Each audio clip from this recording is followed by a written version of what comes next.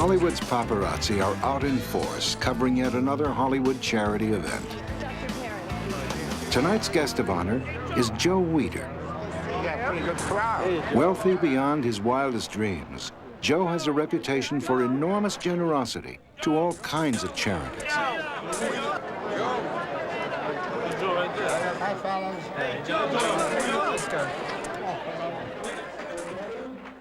Being wealthy is something Joe has gotten used to. Back in the late 40s, when Joe went down to New York City to run his publishing business, he had just turned 30, and he was already a millionaire. I first heard about Joe Weider through a friend of mine named Abe Goldberg. Abe Goldberg was a famous bodybuilding star of the 1940s and 50s. And he showed me a little magazine about the size of a Reader's Digest. It was called Muscle Power. And here was a magazine full of stories, inspirational stories. And I realized that the guy who was publishing this had a touch. He had a good feeling for putting together a magazine and telling stories. Joe used to be fun back then. Let me tell you, we used to hoot with the owls at night and fly with the eagles in the morning. We used to dance till 2, 3, 4, 5 o'clock in the morning. We just had the greatest times. We went and covered the Mr. Universe contest, and Joe was in pretty good shape then, so we coaxed Joe to enter the contest. Joe did absolutely tremendous. The only problem, Joe got so taken away, Joe forgot to take his shoes off when he got up on stage to pose. Joe come in 5th, and Sean Connery come in 7th, and it was said that if Joe had taken his shoes off, he could have come in 2nd or 3rd. Joe said, I will develop the USA market, you develop the Canadian market. We were not yet thinking of a foreign market. But it didn't take long for the Weiders to realize that if they wanted their business to really grow, bodybuilding would have to expand beyond its traditional markets. Ben packed his bags and began traveling the globe. He had a tough time of it, trying to convince people that bodybuilding was a sport and not just a joke. I think at the beginning, everybody didn't resent us because they figured that we were nuts. We're never going to succeed. At that time, I was in charge working with some bodybuilding gyms, and we needed a part-time instructress. So I put an ad in the newspaper, okay?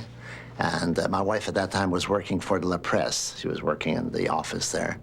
And she wanted some extra money, so she wanted to get a job in the evening, and she liked fitness and so forth, so she came for the job. And P.S., she never got the job. But she did get Ben. Joe, on the other hand, had seen his first marriage end in divorce. He was a bachelor again when he became fascinated with a model who kept showing up on magazine covers. A friend of mine, Bob Del Montique, he used to take pictures for me. And he did a picture story with Betty for another magazine. She was talking to him about philosophy and psychology and history. And Bob says, I know the right guy for you. It's Joe Weider. I can recall the very first time I met him. It was business, and we talked. I love very similar things. I love philosophy and psychology, and I had just studied that. And then I liked art. I was an art major. We had a lot in common.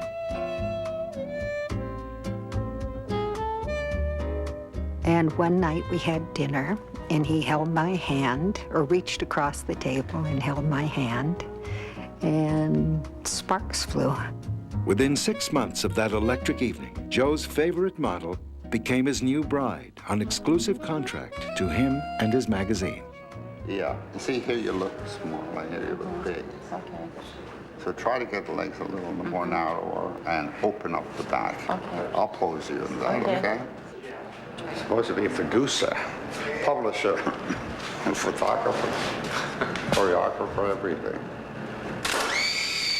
And just lean Joe's back. need to control even the smallest of details is legendary. But there was a time when there was nothing Joe could do as he watched his company be destroyed. He was publishing 16 highly successful magazines with a total circulation of 25 million readers, when suddenly his longtime distributor, American News, was bought out. Overnight, he lost distribution for all his magazines and was left with millions of dollars of debt. It taught me a lesson. No matter how good a situation is, no matter how logical you think it is, something can come and ruin it. So I lost that money and many magazines. And many people suggested to him that go bankrupt. Then you don't have to pay anybody. And it's not your fault because of what the American News did. And he said, no, he said, I won't do that. And he kept on working and he paid off every single debt. Joe started over again, rebuilding the company virtually from scratch. Within a decade, he was back on top of the heap. But by the mid-60s, Joe realized he had a problem. Look, on the tape that you're doing, you have IFBB mentioned. Yeah, I don't want to have trouble with Ben, okay? Joe knew that bodybuilding had to change its image. It had to move from a cult to the mainstream. The sport needed a living, breathing symbol. Joe heard about a young, charismatic European champion, someone with charm and intelligence, just the kind of person Joe was looking for. Okay, take care, Arnold. You'll call me for an appointment for us. Joe brought Arnold Schwarzenegger to the States. He always would say, Arnold, I want you to be the best and the smartest bodybuilder of the whole world. I see fire in your eyes. I see the competitive spirit in your eyes. He says, that is what I want, and this is why I help you. And you come to California, and they take care of your apartment, and they give you some spending money so you can live, and all you have to do is just train, train, and train, and beat everyone. He had the mind of a champion. He had a heart of a champion. He was focused. He had a powerful will, and he was very intelligent. He learned quickly. And I figured that he could be a star, and being a star, he would help the sport. Joe paid for Arnold's university education. He fed him, clothed him. He treated him like a son. Hey, you don't strain looking up at him. Just put your face, just hug him, kind of sexy. Like, okay, now crush it, Arnold. Then the exercise. Hug on, go ahead. Okay. I thought you were strong. Put your legs behind his back a bit, could you? What was really great about Joe Weider was that he looked at the total person. And he saw me kind of like almost like the Frankenstein and the guy in the lab that is creating this monster, because he knew that everything that he would tell me to do, that I would do.